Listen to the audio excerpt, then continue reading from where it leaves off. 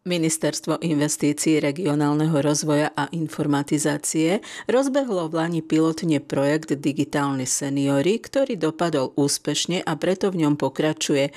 Ide o školenia seniorov zamerané na prácu s digitálnymi zariadeniami.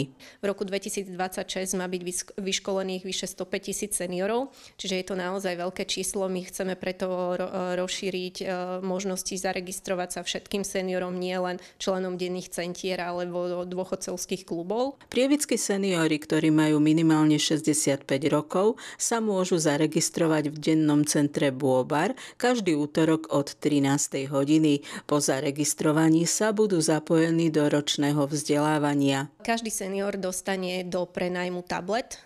Tento prenajom bude trvať 1 rok a následne po roku mu tablet môže byť prevedený do osobného vlastníctva.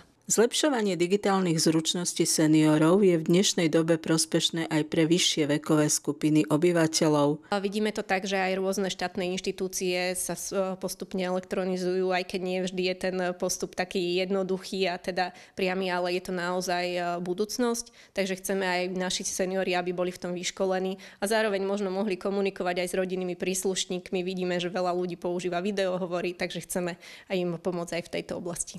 Školenia v minulom roku mali medzi prievidskými seniormi pozitívnu odozvu. Musím veľmi pochváliť, a že aj členovia, teda organizátori, ktorí to mali na starosti, sa tejto úlohy zhostili veľmi zodpovedne. Sú to teda ITčkári, ktorí to robili aj vo svojom profesnom živote, teraz sa aktivizujú v dennom centre, takže malo to veľký úspech.